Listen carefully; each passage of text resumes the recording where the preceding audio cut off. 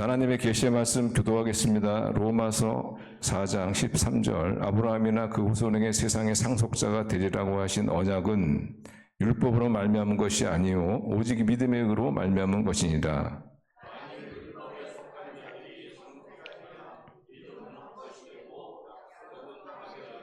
율법은 진노를 이루게 하느니 율법이 없는 곳에는 범법도 없느니라.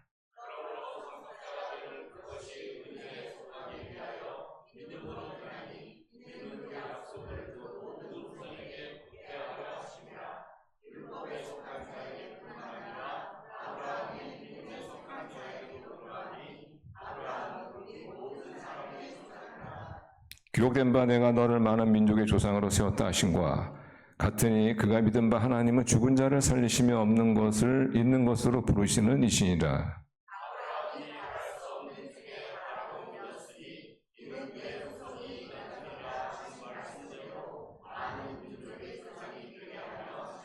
그가 백세나 되어 자기 몸이 죽은 것 같고 사라의 태가 죽은 것 같음을 알고도 믿음이 약하여지지 아니하고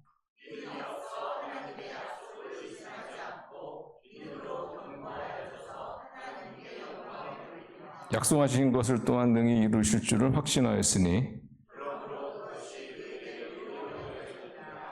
그에게 의로 여겨졌다 기록된 것은 아브라함만 위한 것이 아니요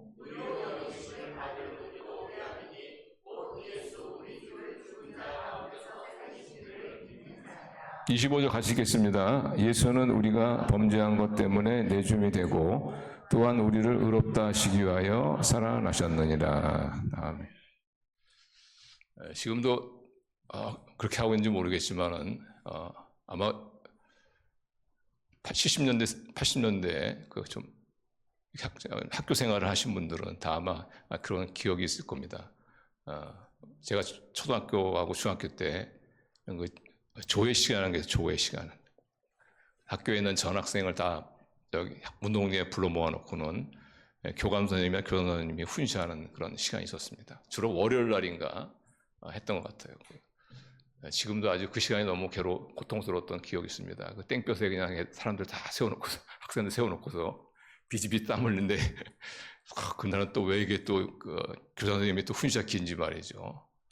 그런 시간이 있었는데, 지금도 제가 이제 기억나는 것, 아마 여러분도 한 번쯤 들어보셨을 거예요. 이런 훈시를 한번 들어보실 겁니다. 세상에는 세 종류의 사람이 있다. 하나는 사회에서 필요한 사람이 있고, 또 하나는 필요 없는 사람이 있고, 또 하나는 있으나 마나한 사람이 있다. 그러면서 결론은 항상 너희는 사회에 필요한 사람이 되라. 이웃에게 도움이 되는 그런 사람이 되라 하는 그런 훈시의 결론 아마 한 번 정도는 아마 들어보셨을 겁니다. 근데 사실 뭐 어쩌면 당연한 얘기죠. 그 당시에는 어리니까 하나도 그렇게 살아봐야 되겠다 이렇게 또 마음도 먹었던 그런 기억이 있는데 근데 다시 따지고 보면은 뭐 당연한 얘기 아닙니까? 또 어느 누가 나는 이 사회에서 필요 없는 사람, 있으나 마나한 그런 사람이 되겠다. 그런 사람이 누가 있겠어요? 다 이 사회가 필요한 사람, 꼭 있어야 할 사람, 정말 이웃에게 도움이 되는 나 그런 삶을 살고 싶다 하는 것은 누구나 그런 생각이죠. 근데 누구나 그런 생각임에도 불구하고 현실적으로 보면은 그런 삶을 사는 사람이 많지는 않은 것 같아요. 많지 않은 것 같습니다. 왜 그러는 이유가 뭐냐? 능력 부족이죠. 능력 부족. 어떤 두 분이 신실한 부부가 있었는데 어떻게 그냥 동시에 그 직장을 잃게 됐어요. 경제적으로 정말 어려워요. 그때 주위에서 그래도 좀 도와주는 분이 있어서 뭐 한 생활비 한 일부분을 이렇게 도와준다고 가정해 봅시다. 그것도 굉장히 고마운 일이죠. 그렇지만은 그 두 부부에게는 도움은 될지 모르지만은 근본적인 해결책은 아닙니다. 근본적인 해결책은 직장을 잡아주는 거예요. 직장을 잡아주는. 근데 그러지 못하잖아요. 그죠? 조금만 도움을 줄 수 있죠. 왜 그러냐? 능력 부족 때문에. 또 어떤 사람이 아파요. 그 사람은 위로해 줍니다. 그 위로를 듣는 환우는 좀 힘을 얻을 수 있겠지만은, 그러나 그게 사실 크게 도움은 안 돼요. 그게 크게 도움이 되려면은, 그 아프신 분이 나아야 돼. 그럼 큰 도움이 되죠. 근데 큰 도움이 되지 못한 이유가 뭐냐? 그 사람에게 유익한 못하는 이유가 뭐냐? 그게 능력 부족 때문에 그런 거예요. 그래서 누구나 다 꼭 이 사회에서 있어야 할 사람, 정말 이웃에게 도움이 되는 그런 삶을 살기 원하지만 이 능력 부족 때문에 그런 삶을 살지 못하는 이 현실 속에서 그럼 우리가 어떻게 하면은 정말 이웃에게 또는 이 사회에 도움이 되는 있어야 될 그런 존재로서의 삶을 살 수가 있느냐? 복의 통로죠, 복의 통로. 대답은 복의 통로입니다. 다시 말하면은 하나님이 약속하시잖아요. 하나님 약속. 내가 너를 복의 통로로 삼겠다. 그래서 나는 도울 수 없지만 어떤 사람을 능히 도울 수 있는 그 하나님의 능력, 그 하나님의 은혜, 하나님의 축복, 그것을 이웃에게 흘려보내는, 그래서 이웃을 돕는 그런 축복의 통로. 이것만이 정말 우리가 이 땅을 살아가는 데 있어서 사회에 꼭 있어야 할 사람, 그리고 남에게 도움을 주는 그런 삶을 살 수 있지 않는가 이렇게 생각합니다. 한 가지 방법밖에 없어요. 우리가 축복의 통로가 되는 수밖에 없어요. 축복의 통로. 그래서 하나님의 축복을, 하나님의 사랑을, 하나님의 능력을 우리 이웃에게 전달해주는 그런 축복의 통로만이 가능하지 않느냐. 오늘 본문에 보시면 이 아브라함의 사람이 등장하죠. 하나님께서 아브라함에 나타나셔가지고 내가 본토를 떠나 내가 지시한 땅으로 가라. 그랬을 때 아브라함이 어떻게? 가잖아요. 그죠?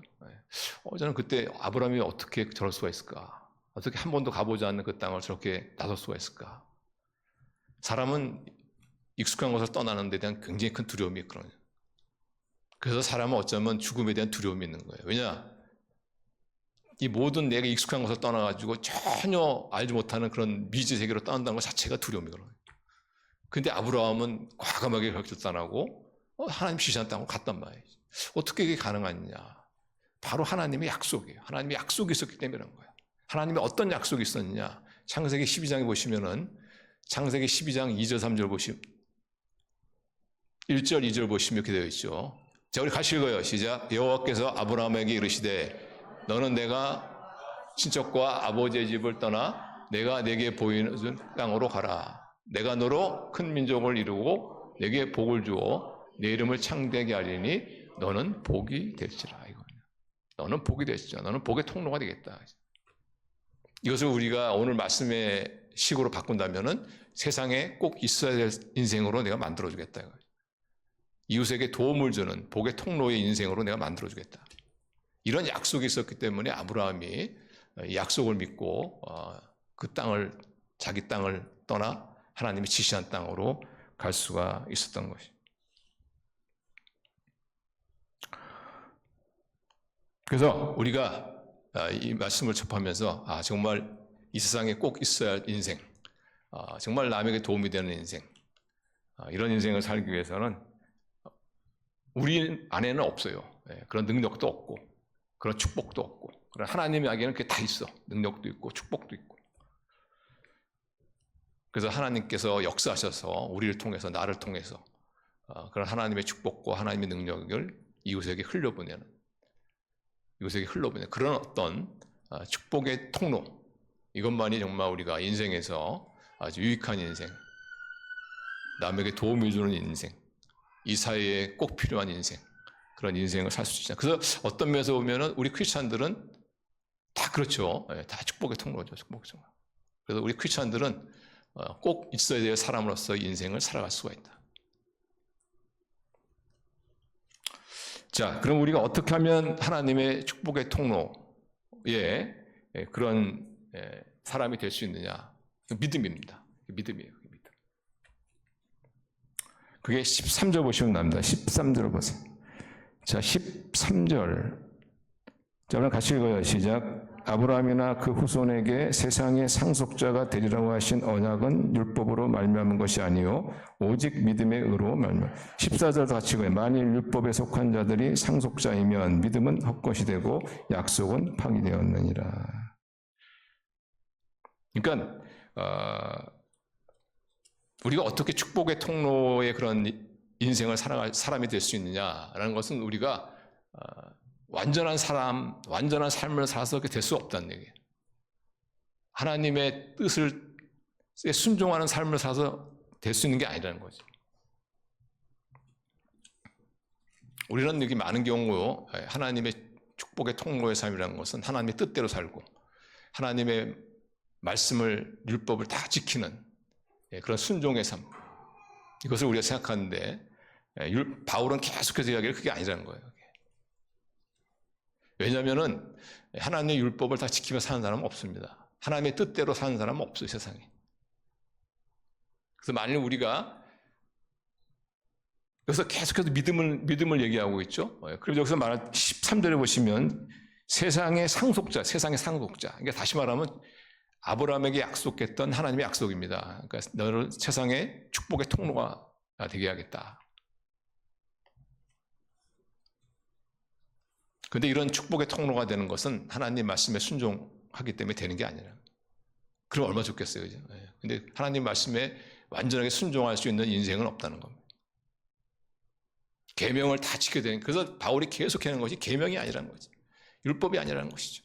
계속 뭘 강조하느냐? 믿음이라는 거죠, 믿음.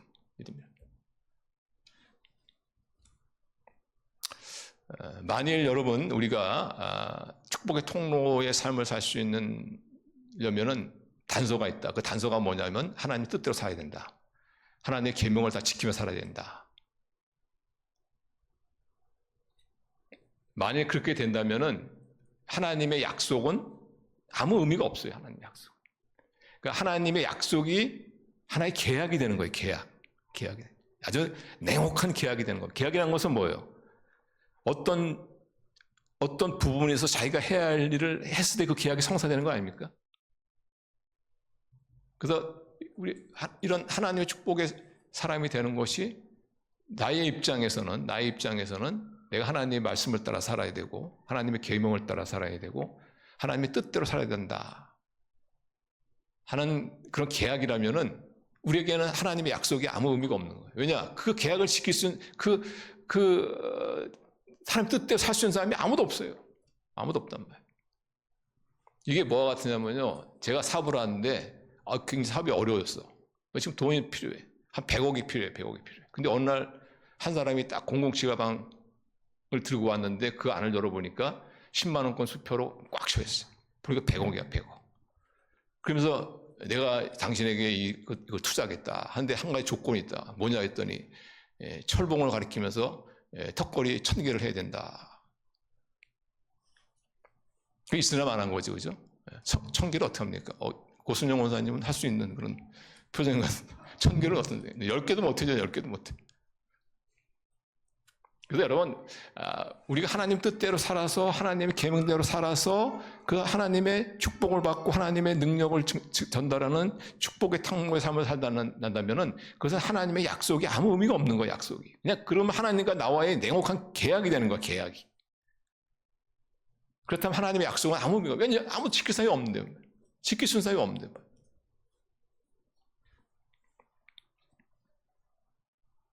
많은 분들이 아직도 잘 몰라요. 많은 분들이 이 복음이라는 것이 하여튼 뭔가 내가 참 하나님께 은혜를 받고 축복을 받는 내가 뭐 좀 선을 쌓아야 원래 깨달아야 되고 이런 걸 자꾸 이렇게 생각한단 말이죠. 내가 구원을 받으려면은 어떤 사람은 그렇죠. 뭐 좋은 곳에 가려고 그러면은 뭐 자비를 많이 베풀어야 되고 선을 쌓아야 되고. 근데 우리 기독교는 아니라는 거죠. 그렇게 해서 갈 사람이 아무도 없다는 거예요. 아무도 없다. 인격으로 하나님의 자녀가 될 수 있는 사람은 아무도 없는 거예요. 그래서 하나님께서는 이걸 우리가 잘 아시기 때문에 하나님 우리의 인생을 잘 아시기 때문에 하나님께서는 우리에게 다른 방법을 썼죠. 나의 속해 있는 그 어떤 것으로는 안 되기 때문에 하나님께서 다른 방법을 주셨어요. 그것이 뭐냐? 그게 바로 믿음입니다. 믿음이라.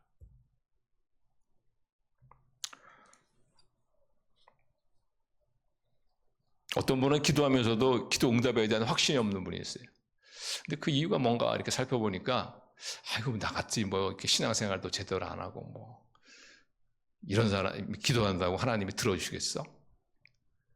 그러니까 기도 응답에 대한 그분의 전제는 뭐예요? 내가 믿음 하나님 뜻대로 살려고 많이 애를 써야지 하나님 기도 응답해 준다. 이런 생각. 우리 사역 하나님 하나님의 일을 하지 않는 사람들 없습니다. 우리 하나님을 위해서 좀 이런 일 좀 하시죠. 그러면은 막 거절한. 왜 거절하는지 뭐 이유가 여러 가지 있겠지만은 그 가장 기본적인 이유가 대다수의 이유가 뭐냐면은 지금 내가 내 신앙 하나 제대로 관리하지 못하는데 무슨 뭐 하나님의 일을 한다고 해? 이런 생각 때문에. 이렇게 내 신앙 하나 관리 못하는 나를 갖다 하나님이 써주시기는 하겠어? 이런 생각이다. 뭔가 자꾸 그 조건을 나에게서 산단 말이야, 나에게서. 그래서 지금 바울은 유대인들이 똑같이 그런 생각이 있거든요. 그러니까 바울은 뭐예요? 계속해서 막 율법이 아니다. 계명이 아니다. 그래서 계속 막 얘기하는 것이 뭐냐면 믿음이다. 이거죠. 믿음이다. 믿음을 강조. 지난주일날 지지난주일이죠. 지난주일날 우리가 말씀을 나눴지만은 믿음 생활, 신앙 생활이 뭡니까? 하나님과의 올바른 관계 속에 사는 거 아닙니까? 하나님과의 올바른 관계의 기초가 뭐예요? 은혜 아니에요, 은혜. 근데 이 관계라는 것은 언제나 쌍방이 있죠. 예. 그래서 주고받는 관계, 오고 가는 그런 관계 아니에요. 하나님과 우리의 관계도 쌍방의 관계예요. 쌍방의 관계인데, 근데 하나님 쪽에서는 뭐냐? 은혜다 이거죠, 은혜다. 하나님 쪽에서는 주신다 이거 주신다. 우리 쪽에서는 뭐예요? 받는 거죠. 무엇으로? 믿음으로.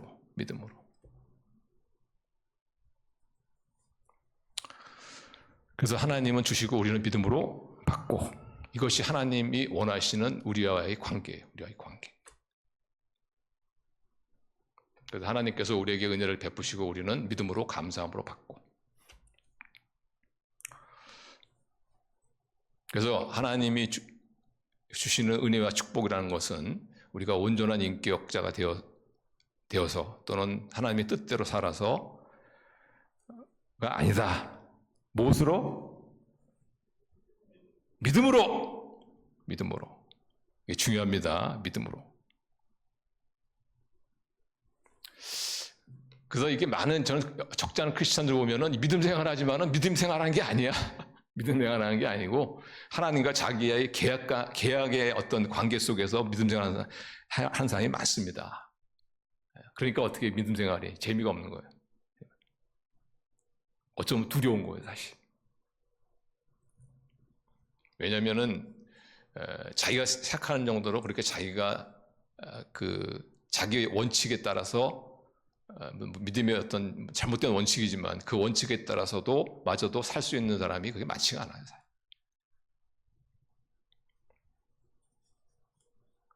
그래서 하나님과 우리의 관계는 언약의 관계고 하나님은 은혜를 베푸시고 우리는 믿음으로 받는 그런 관계다. 그 믿음이 뭐냐? 오늘 설교 제목이 똑같은 거죠. 하나님이 되신다고 하면 된다.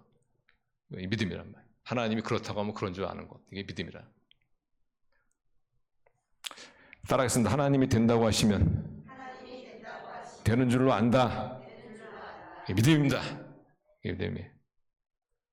아브라함이 이 믿음으로 하나님께 의롭다함을 얻지 않았습니까? 아브라함이 하나님께서 약속하시죠.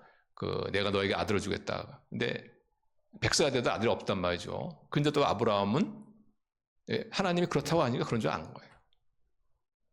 그래서 이 아브라함의 믿음을 보고 하나님께서 이를 의롭다 했다.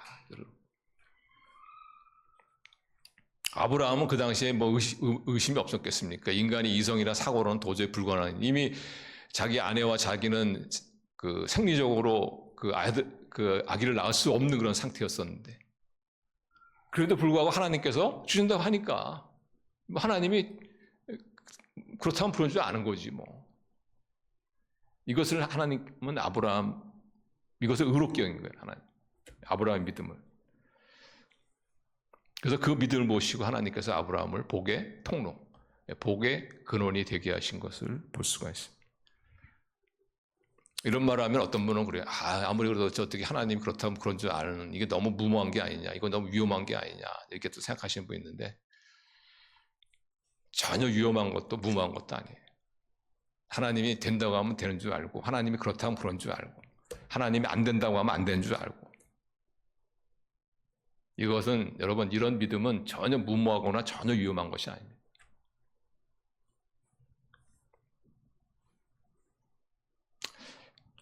왜냐하면은 그 하나님이 그렇다고 하면 그러지도 않은 이 믿음은 어디에 기초해 있냐면은 바로 하나님의 성품에 기초해 있기 때문에 그런 거예요. 그렇기 때문에 이 믿음이라는 것은 전혀 위험한 것도 무모한 것도 아닙니다. 하나님의 두 가지 중요한 성품에 기초해 있죠. 하나님이 그렇다고 하면 그런 줄 아는 이 믿음이 첫 번째 기초에 있는 하나님의 성품이 뭐냐? 그게 바로 하나님의 능력이 하나님의 능력. 그래서 아브라함이 도저히 바랄 수 없는 그런 중에도 하나님의 약속을 믿었던 중요한 이유 중에 하나가 뭐냐면 바로 하나님의 성품 중에 하나인 하나님의 능력입니다. 전능하심. 그래서 17절 보시면 17절. 자, 17절 한번 같이 읽어요. 시작. 기록된 바 내가 너를 많은 민족의 조상으로 세웠다 하신가 같으니 그가 믿은 바 하나님은 죽은 자를 살리시며 없는 것을 있는 것으로 부르시는 이시니라. 이게 바로 죽은 자를 살리는 하나님의 능력. 이것이 바로 아브라함의 믿음의 근거예요. 그러니까 믿음이라는 것은 믿음의 근거가 뭐냐? 하나님의 성품이에요. 하나님의 성품. 하나님의 어떤 성품? 하나님의 능력. 여러분, 하나님이 얼마나 능하신 분이십니까? 뭐 멀리서 안 찾아도 돼요. 그냥 여러분이 맨날 보고 사는 거 있지 않습니까? 이 지구도 그렇고 우주도 그렇고. 지금은 많은 과학자들이 다 동의하는 면이 뭐예요? 어떻게 이 우주가 생성되었을까? 우주 폭발 대이론이죠. 어느 한 시점에 우주에 큰 폭발이 있었고 그 폭발이 있으면서 에너지가 생기고 에너지를 통해서 물체가 생기면서 지금도 우주는 팽창하고 있다. 이런 거기에 여기 이제 동의하죠, 대부분 사람들이. 근데 이제 과학자들이 하나 알지 못하는 것이 뭐냐면 그러면 이 폭발을 제공했던 그 물체는 어떻게 가능했냐는 거죠. 어떻게 가능해? 그냥 폭발이 있다니 이거는 아는데 그럼 그 폭발한 그 물체를 도대체 어떻게 누가 만들었냐? 누가 만들었냐? 여기에 대해서는 과학자는 대답을 못 하고 있죠. 근데 성경은 나오잖아요. 창세기 1장 1절 보시면 태초에 하나님이 천지를 창조하시니라. 물론 천지를 창조하실 때 하나님께서 어떤 창조하신 것들에 대한 그 대폭발, 그걸 통해서 지금도 우주가 확장되어지고 하는.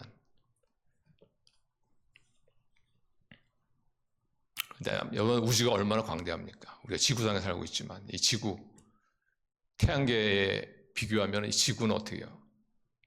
안 보입니다. 안 보여요. 아무리 오면 시력이 좋아도 안 보여요. 태양계에 탁 놓고 지구를 보면 안 보여요. 점도 아니에요. 점도 아니에요. 그 어마어마한 태양계가, 여러분, 은하계에서 또한 태양계를 딱 보면 어떻게 해요? 태양계도 안 보여.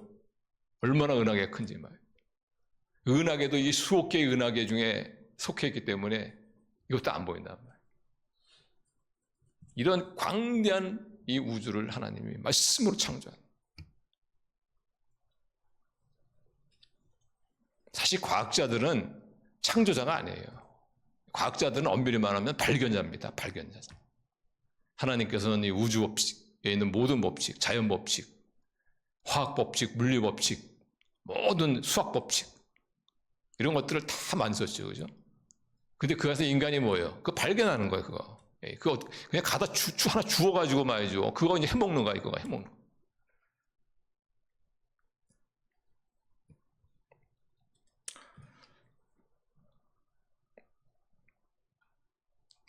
그런 하나님이신데 뭐 물고기 5마리와 보리떡 5개, 물고기 2마리로 뭐 5천 명이고 이게 뭐 아무것도 아니죠, 사실.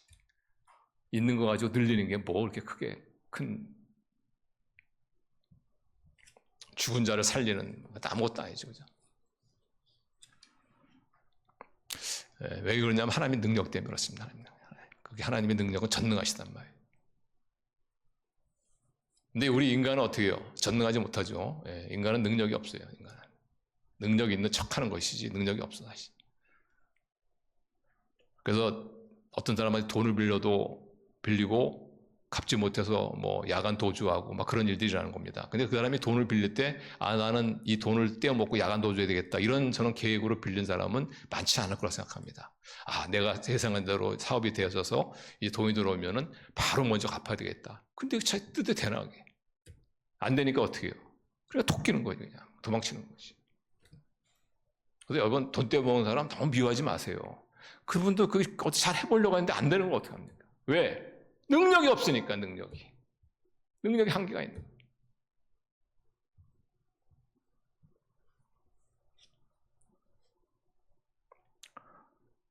그러나 하나님은 인간이 아닌 줄로 믿습니다. 하나님은 창조주입니다. 창조주. 하나님은 전능하신 분이시다. 그래서 하나님이 그렇다고 하면 그런 줄 아는 그 믿음이 무모하거나 위험하지 않는 것이 바로 그 믿음의 기초에는 하나님의 전능하심이란 하나님의 성품이 기초이기 때문에 그렇다. 하나님이 그렇다면 그런 줄 아는 것은 무모한 것이나 위험한 것이 아니라는 두 번째 이유는 뭐냐면 또 마찬가지입니다. 하나님의 성품의 기초에 있어요. 근데 이번에 하나님의 두 번째 성품이 뭐냐면 하나님의 신실하십니다. 하나님의 신실함이라는 것이 뭡니까? 하나님이 약속하신 것은 반드시 지키시는 것이죠. 사실 우리가 이건 굉장히 중요한, 우리 하나님의 성품 가운데서도 우리가 믿음에 관련돼서 굉장히 중요한 부분인데, 하나님의 신실하심에 대한 여러분 어떤 초의 의심이 있으면 절대 믿음이 자라지 않습니다. 하나님은 약속은 하지만은 때로는 약속을 지키지 못할 수도 있다라는 것이 여러분의 의식 가운데 존재하는 한 여러분 믿음 안 자라요. 안 자랍니다. 갈등만 있어. 우리 쪽에도 그렇지만 하나님 쪽에서도 당신께서 약속하신 것을 지키지 못한다는 것은 하나님 쪽에서도 상상할 수 없는. 왜냐하면 그 말은 뭐냐면 하나님의 존재 자체를 부정하는 거예요. 하나님이 약속하신 것을 지키지 못할 수 있다는 것은 하나님이 아니에요. 하나님이 아닙니다. 하나님의 존재 자체를 부정하는 거예요. 여러분, 아브라함이 바랄 수 없는 중에도 바라고, 하나님이 그렇다고 하면 그런 줄, 하나님이 된다고 하면 된다는 줄 알고, 하나님이 아들이 있다고 하면 아들이 것이라고 알았던 그 이유 중에 하나가, 그 믿음의 이유 중에 하나가 뭐냐? 바로 하나님의 신실하심이라. 자, 20절 한번 보세요. 20절. 자, 20절, 21절 같이 읽어요. 시작. 믿음이 없어 하나님의 약속을 의심하지 않고 믿음으로 견고하여져서 하나님께 영광을 돌리며 약속하신 것을 또한 능히 이루실 줄을 확신하였으니 그러므로 그것이 그에게 의로 여기지 않느니라. 하나님의 신실하심이죠. 하나님의 신실.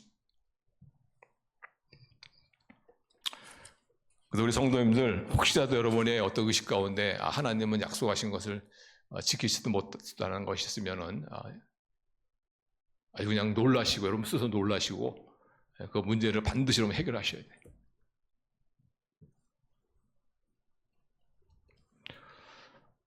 그래서 우리는 이 하나님의 능력과 하나님의 신실하심에 이 믿음은 기초에 있기 때문에 하나님이 그렇다면 그런 줄 아는 이 믿음을 가질 수 있음을 믿으시길 바랍니다. 그래서 이런 믿음을 가질 때 정말 믿음 그대로 일어나요. 삶 가운데 일어납니다. 그 삶 가운데 그것이 그 약속의 말씀이 현실화된다는 거죠. 현실화된다.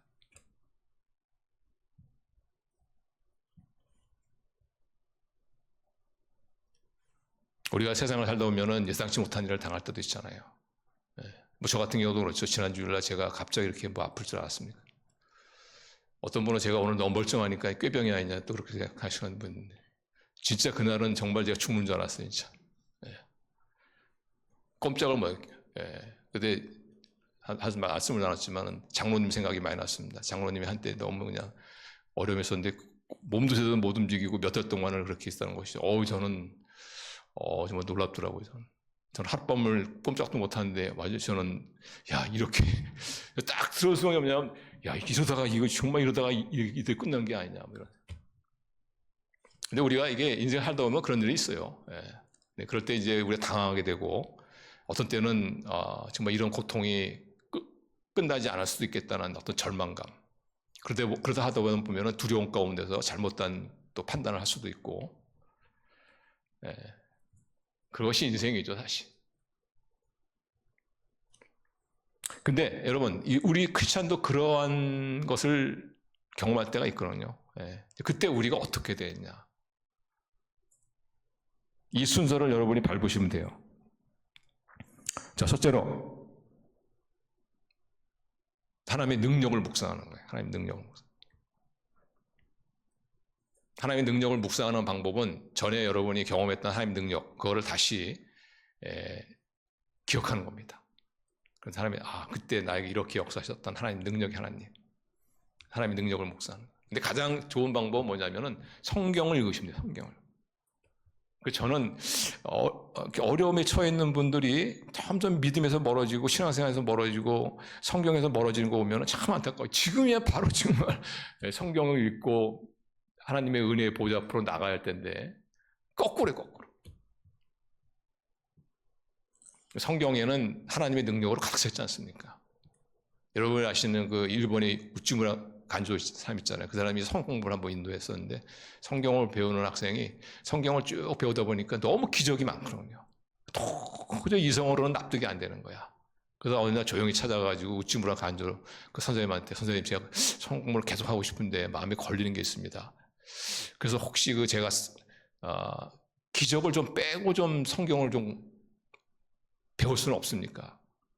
그때 우찌무라 간조가 이런 얘기하죠. 그러면은 성경에서 기적의 이야기를 빼면은 남는 거는 겉페이지하고 맨 뒤에 것밖에 없네. 그렇죠. 뭐 창세기 1장 1절도 기적의 이야기고. 요한계시록 마지막 장, 요한계시록 보시면은 요한계시록 22장 21절도 마찬가지죠. 주 예수의 은혜가 모든 자들이 있을지어다 하면. 그 전에 뭐세요? 20절. 그 전에. 헬로. 없어요? 20절, 21절인데, 자, 20절, 이것들을 증거하신 이가 이르시되 내가 진실로 속히 오리라 하시거늘 아멘 주 예수여 오시옵소서.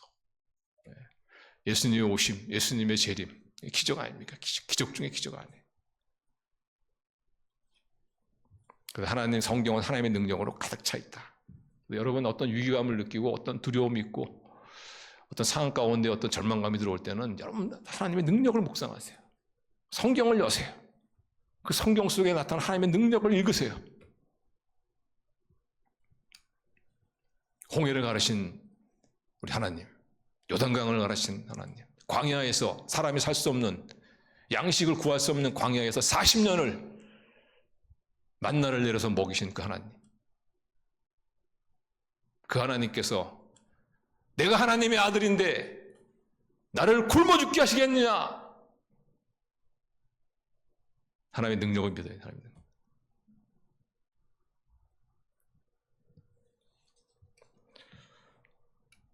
여러분 엘리야 그 과부 그 집에 엘리야가 통에 역사하셔서 하나님께서 밀가루가 통에 밀가루가 떨어지지 않게끔 하시고 기름병에 기름이 떨어지지 않게끔 하시고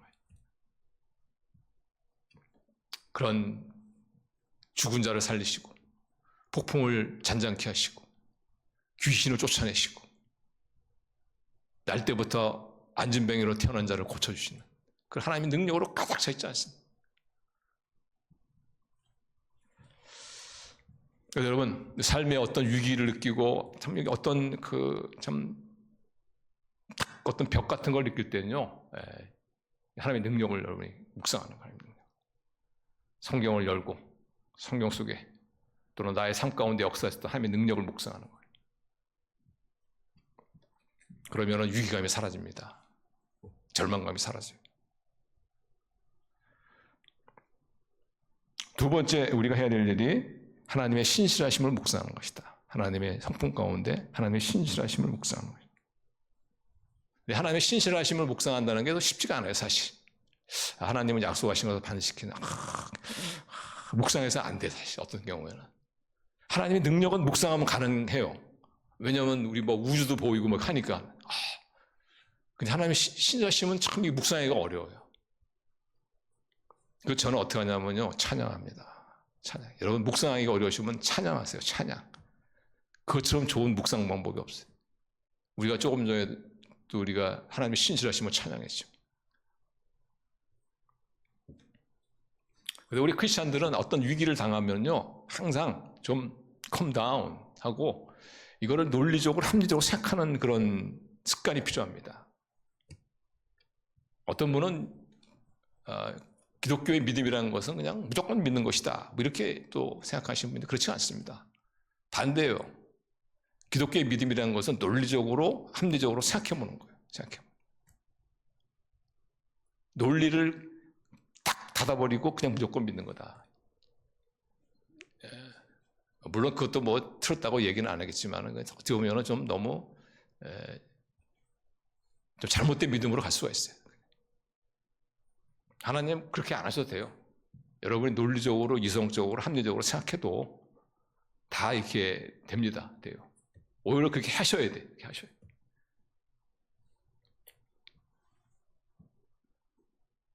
어떤 분은 믿음 생활이라는 것은 마음의 평안을 얻기 위한 것이다.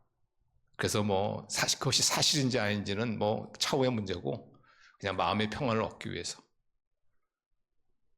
그냥 어쩌면 아닐 수도 있는데 그냥 믿어보는 거다. 아니 근데 아닐 수도 있는데 믿어보는 그런 믿음 생활을 왜 합니까? 그걸 하지 말아야지. 시간 낭비.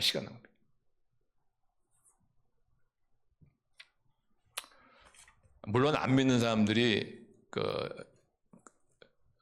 믿음이라는 것은 논리적으로 또는 합리적이지 않다, 비논리적이고 합리적이지 않다 이렇게 생각하는 거는 안 믿는 사람이니까 이해는 해요. 안 믿는 사람. 왜냐하면 하나님을 모르니까. 하나님을 안 믿잖아요. 그 사람들은. 하나님을 안 믿고 또 설사 하나님을 안다 할지라도 하나님의 성품을 또 모르잖아요. 하나님이 어떤 분인지 모르잖아요. 그러니까 그렇게 생각할 수 있죠. 그런데 하나님을 믿는 사람은 하나님이 어떤 분인지 알잖아요. 하나님의 전능하심과 하나님의 신실하심을 알지 않습니까? 그럼 거기에 기초해서 합리적으로 논리적으로 생각을 하는 거죠. 그 위기 상황을 이렇게. 자, 하나님께서 아브라함에 나타나서 이렇게 말씀하시면 내가 이삭을 나에게 바쳐라 하지 않습니까? 그때 아브라함이 어떻게 굉장히 당황했겠죠. 그때 이삭이 티네이저였거든요. 10대였거든요. 근데 아브라함이 생각하는 겁니다. 하나님께서 분명히 나한테 아들을 주신다가 이 아들로 말미암아 큰 민족을 이루게 하겠다라고 분명히 약속해서 그 약속의 근거에서 이삭을 받았는데, 근데 이삭을 도로 바쳐라. 그래서 이삭을 내가 바쳐서 만약 이삭이 정말 죽어가지고 내가 더 이상 나의 후대가 끊어진다면, 그럼 하나님은 약속을 어기는 것이 아니냐. 그럼 하나님은 약속을 어길 수가 없는 것이다. 왜냐하면 하나님은 신실하신 분이니까. 그러니까 딱 든 생각이 뭐냐면, 설사 내가 이삭이 죽더라 할지라도 하나님은 어쩌면 이삭을 살릴 수도 있다. 그래서 그 약속을 지키실 것이다.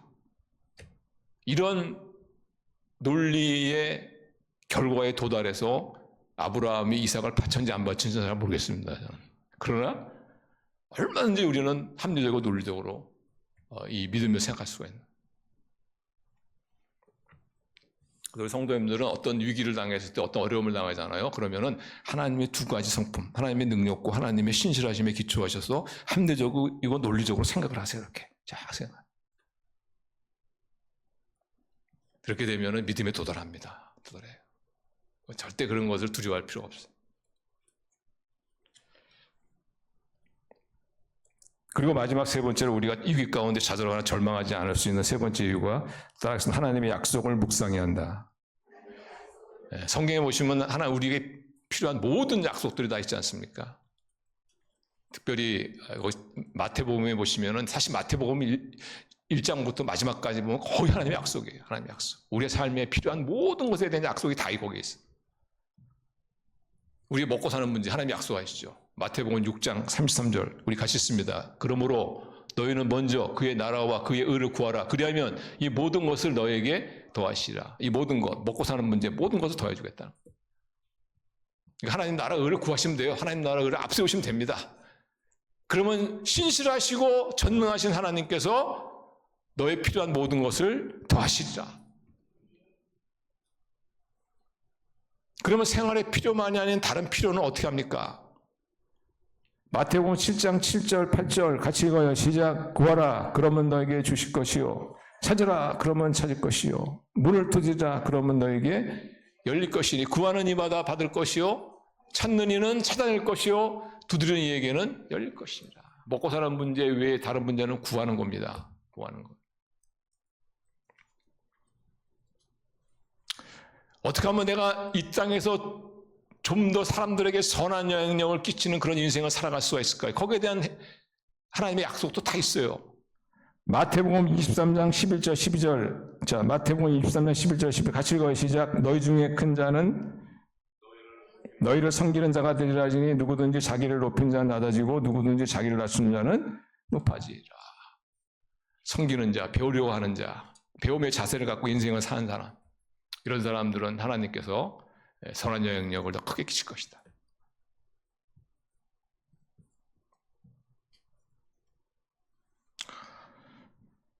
우리가 어떻게 구원을 받습니까? 믿음으로 받습니다. 예수 그리스도를 나의 주님과 나의 구원자로, 나의 구세주로 믿음으로, 영접함으로 구원을 받습니다. 마찬가지로 우리가 어떻게 하나님의 축복을 받습니까? 내가 의로운 사람이 되어서, 내가 착한 일을 많이 해서, 내가 하나님의 뜻대로 살아서? 아니에요. 그렇게 살면 좋지. 믿음으로. 하나님이 그렇다면 그런 줄 알고.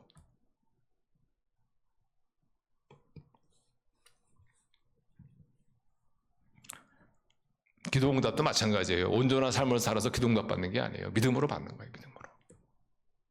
그래서 마태복음 21장 22절 보시면, 자, 우리 같이 읽어요. 시작. 너희가 기도할 때 무엇이든지 믿고 구하는 것은 다 받으리라 하시니라.